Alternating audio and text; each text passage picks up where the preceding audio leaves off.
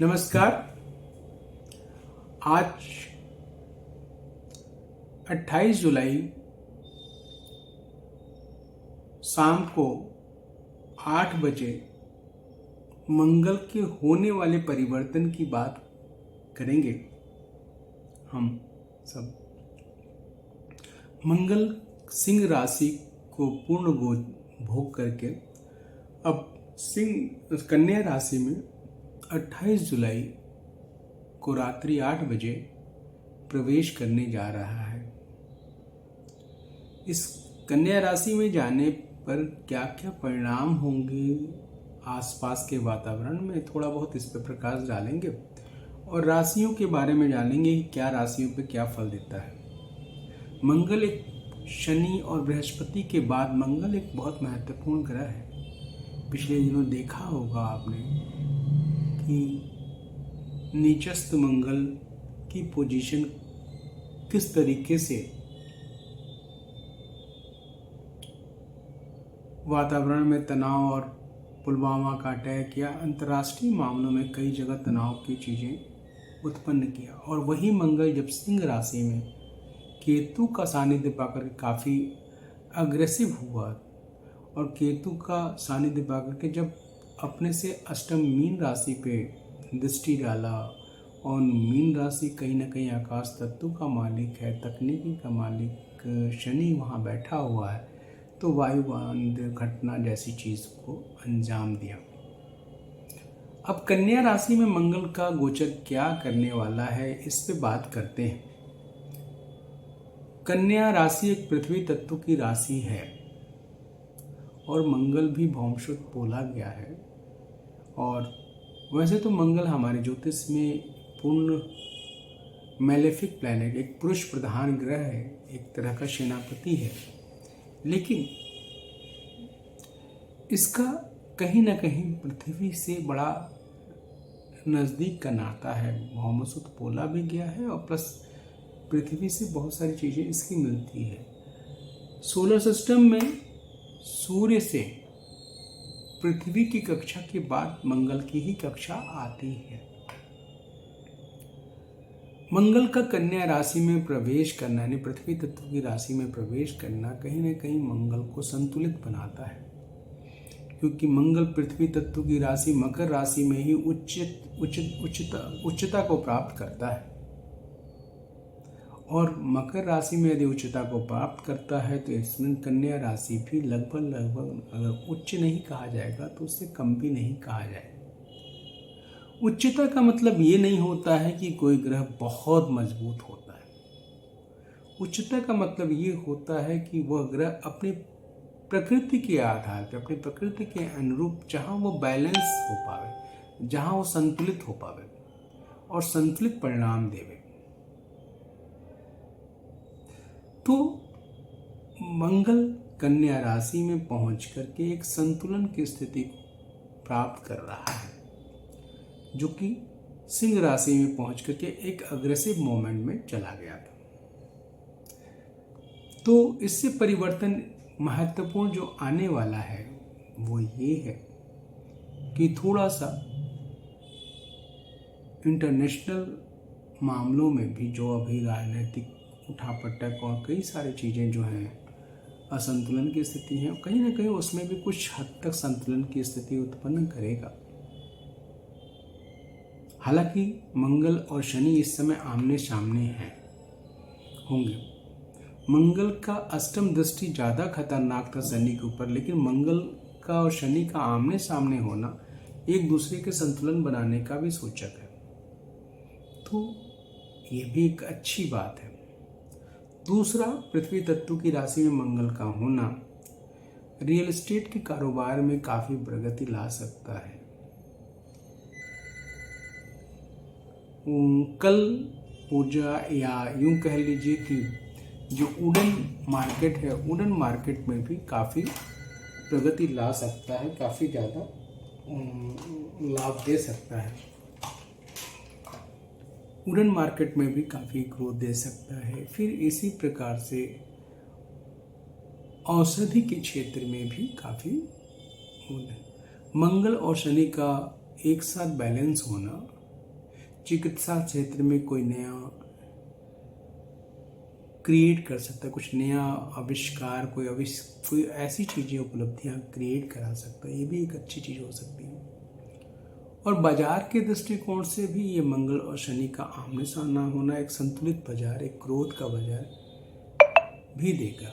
कृषि के लिए भी, किसी क्षेत्र के लिए भी एक अच्छा ग्रोथ होगा, क्योंकि बृहस्पति नामक ग्रह मिथुन राशि में, बृहस्पति का मिथुन राशि में होना और बृहस्पति के एक बुध की ही राशि में, मंगल का भी कन्या राशि में होना, ये एक महत्वपूर्ण, और साथ में मीन राशि में शनि का होना। अगर हम इन किसी भी धनु राशि की चार्ट बनावे, लग्न में रख करके मिथुन राशि के लग्न में चार्ट, तो ये तीनों राशियां आपस में केंद्र की राशियां हैं। तो कहीं ना कहीं ये सारी स्थिति एक संतुलित डायरेक्शन की तरफ ले जा रही है, कहीं ना कहीं एक अच्छे दिशा की तरफ ले जा रही है। तो कहीं ना कहीं बाजार के लिए, प्रगति के लिए एक सकारात्मकता दिखाई दे रही है। राजनीतिक दृष्टिकोण से भी अगर हम भारत की बात करें तो भारत की विश्व स्तर पे कहीं ना कहीं एक सकारात्मक स्थिति की तरफ बढ़ता हुआ दिखाई दे रहा है। अब बात करते हैं राशियों के बारे में। तो सबसे पहले मेष राशि के बारे में बात करते हैं। मेष राशि का स्वामी स्वयं मंगल होता है और मंगल राशि से अपने छठे अगर पाया जा रहा है तो थोड़ा सा ऐसे समय में, और 12 में शनि होगा तो थोड़ा सा स्वास्थ्य पे ध्यान देना है। मौसम के परिवर्तन के समय में मंगल मेष राशि वालों को थोड़ा वायरल रिलेटेड प्रॉब्लम या इम्यूनिटी रिलेटेड प्रॉब्लम हो सकती है, तो थोड़ा सा संतुलित रहने की ज़रूरत है। और कोशिश करें कि ज़्यादा से ज़्यादा गरम चीज़ें का सेवन करें। और ऐसे समय में थोड़ा सा मंगल के बीज मंत्र का जाप कर लें, ओम अंगारकाय नमः, इसका बड़ा लाभ हो सकता है। वृषभ राशि वालों के लिए बात करें तो मंगल का पंचम में होना उनके एक तरफ उत्साह में वृद्धि करेगा, आत्मबल में वृद्धि करेगा, तो दूसरी तरफ जीवन साथी से कहीं ना कहीं कुछ वैचारिक मतभेद उत्पन्न कर सकता है, तो उस पर थोड़ा सा ध्यान दें। यानी वृषभ राशि वालों को थोड़ा सा अपने जीवन साथी के साथ मृदुभाषी व्यवहार करना है, या प्रेम संबंधों में थोड़ा सा पॉलिश्ड बिहेव करने की चेष्टा करनी है। आर्थिक दृष्टिकोण से भी अच्छा दिखाई दे रहा, संतुलित समय कहा जाएगा। मिथुन राशि वालों के लिए चतुर्थस्थ मंगल है। यह मंगल कहीं ना कहीं भूमि, अचल संपत्ति को खरीदने या बेचने या उससे संबंधित मन थोड़ा केंद्रित तो हो सकता है। साथ में माता बहन से संबंधित थोड़ा सा चीज़ों पे मन केंद्रित कर सकता है, उनके स्वास्थ्य को लेकर या उनसे विचारों को लेकर के थोड़ा मन प्रभावित हो सकता है। ऐसे में थोड़ा सा उनके साथ जो आपके कर्तव्य हैं उसका विशेष ध्यान दें। कर्क राशि वालों की बात करें तो मंगल का तृतीयस्थ होना अच्छा है। राजनीतिक संबंधों का लाभ मिल सकता है, प्रशासनिक क्षेत्रों का लाभ मिल सकता है, एक अनुकूल चीज़ें दिखाई दे रही हैं। बस इस बात का ध्यान देना है कि कुछ संबंध ऐसे हैं, कुछ संबंध पाने के चक्कर में कुछ संबंध आप छोड़ ना दें, कुछ संबंध को, बहुत महत्वपूर्ण संबंध इग्नोर ना करें, इसको थोड़ा सा ध्यान दें। मौसम के परिवर्तन के समय में आप भी अपने स्वास्थ्य का विशेष ख्याल रखें। और आपके लिए भी बहुत ज़रूरी है थोड़ा सा मंगल के बीज मंत्र का जाप करें, सूर्य को जल देवें, ये बहुत ज़रूरी है। अब बात करते हैं सिंह राशि वालों के लिए। सिंह राशि वालों के ऊपर ऑलरेडी शनि की ढैया चली रही है। ऐसे में द्वितीयस्थ मंगल कहीं ना कहीं उनके लिए एक संतुलन की तरफ ले जा रहा है, शनि को बैलेंस भी करेगा और राजनीतिक पकड़ को मजबूत कराएगा। हो सकता है पद प्रतिष्ठा में वृद्धि दिलाए या कुछ न कुछ अच्छे आसार को करेगा। स्वास्थ्य पे थोड़ा सा ध्यान देने की ज़रूरत होगी, विशेषकर कमर या बैक पेन में दिक्कत हो सकती है। लेकिन एक चीज़ का ज़रूर ध्यान दें, अगर मंगल के बीज मंत्र का जाप करेंगे तो आपके लिए बड़ा फायदेमंद होगा।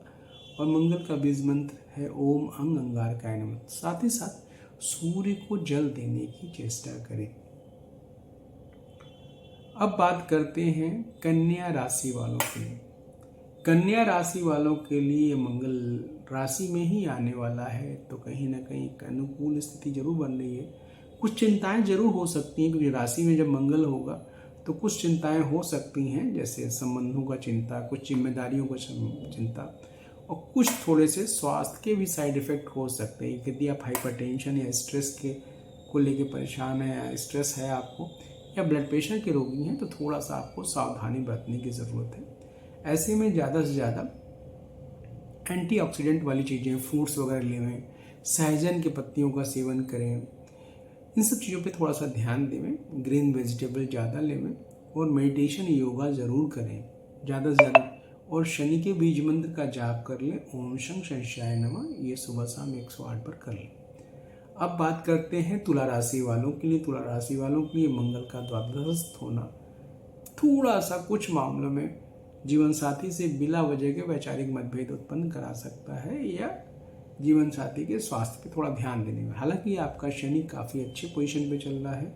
खसखस शनि कहीं ना कहीं इस मंगल को संतुलित भी करेगा और सकारात्मकता की तरफ ले जाएगा। कुछ पारिवारिक जिम्मेदारियों की पूर्ति की तरफ भी आपका ध्यान जा रहा है, और इधर आप थोड़ा सा कुछ संबंधों को लेकर के पॉजिटिव भी हो सकते हैं।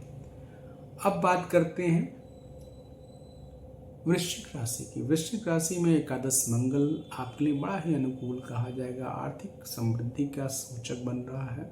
एक तरफ पंचम में जो शनि है वो संबंधों को लेके ही थोड़ा सा शिकायतों को जन्म दे रहा है या पॉजिटिव हो रहा है, तो वहीं मंगल आपको पूरी तरह से आर्थिक क्षेत्र में केंद्रित कर रहा है। आर्थिक मामलों को लेकर के आप सजग होंगे और कुछ महत्वपूर्ण चीज़ें होती हुई दिखाई दे रही हैं।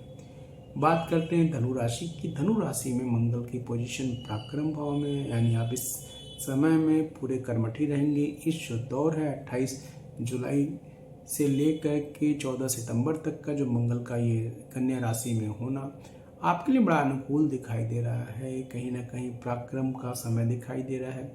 आप सकारात्मकता की तरफ जा रहे हैं और कुछ अपने हर चीज़ पे आप अपने आप को कर्मठी ढंग से अपना लाभ ले पाएंगे। हाँ, थोड़ा सा शनि की ढैया चल रही है, उससे थोड़ा सा सावधान रहने की ज़रूरत है।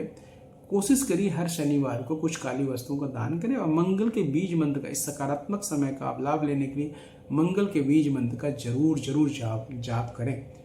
अब बात करते हैं मकर राशि वालों के। मकर राशि वालों के लिए भाग्य स्थान में मंगल निश्चित तौर पे सामान्य रूप से ठीक दिखाई दे रहा है। यह समय कहीं ना कहीं मंगलकारी बन सकता है। आपके अविवाहितों के लिए विवाह तय करा सकता है, कुछ मांगलिक कार्य की तरफ बढ़ सकते हैं, कुछ सकारात्मकता के जमीन, प्रॉपर्टी या कुछ ऐसे रचनात्मक क्षेत्र में अगर आप लगे हुए हैं जो कुछ निर्माण कार्य की, तो आपका कार्य पूर्ण होगा, इसमें कोई दो राय नहीं। और इधर आपके संबंधों में आपका मान प्रतिष्ठा बढ़ता हुआ दिखाई दे रहा है। बात करते हैं कुंभ राशि वालों के लिए। तो कुंभ राशि वालों के लिए यह जो मंगल अष्टम में है ये खराब है, कहीं ना कहीं स्वास्थ्य के लिए खराब है। आपको थोड़ा हाइपरटेंशन भी हो सकता है, आपको इतना चिड़चिड़ापन हो सकता है। चोट लगने से बचने की ज़रूरत है। बहुत ज़्यादा टेंशन मत लें, बहुत ज़्यादा जिम्मेदारियों का टेंशन मत लें, और मन को थोड़ा रिलैक्स रखें, बहुत ज़रूरी है। मंगलवार को कुछ लाल वस्तुओं की दान करें, ये बहुत ज़रूरी है। कुछ प्रसाद चढ़ाएं मंदिर में और उसको बच्चों को दान करें, ये बहुत ज़रूरी है। और शनि के बीज मंत्र का जाप करें, ओम शं शिष्याय नमः, इसका जाप करें। अब बात करते हैं मीन राशि वालों के लिए। मीन राशि वालों के लिए सप्तम मंगल एक अच्छा सूचक है। घर में मांगलिक स्थिति को उत्पन्न कर रहा है, दाम्पत्य जीवन की सुख वृद्धि कर रहा है, आपस में संबंधों का काफ़ी लाभ होता हुआ देखिए। एक तरफ लग्न में शनि जहाँ नुकसान पहुँचा रहा, वहीं मंगल को संतुलित कर रहा है। तो कहीं ना कहीं ये समय जो मंगल 28 जुलाई 2025 से लेकर 14 सितंबर के बीच का जो समय है वो आपके लिए काफ़ी सकारात्मक दिखाई दे रहा है। पारिवारिक दृष्टिकोण से भी और कार्यक्षेत्र में आप काफ़ी सकारात्मक होंगे और इसका सकारात्मक लाभ ले पाएंगे, आपकी प्रगति हो पाएगी। और ज़्यादा लाभ लेने के लिए मंगल के बीज मंत्र का जाप करें, ओम शं ओम अंग अंगारकाय नमः। तो आशा है आपको मेरी ये जानकारी पसंद आएगी। नमस्कार।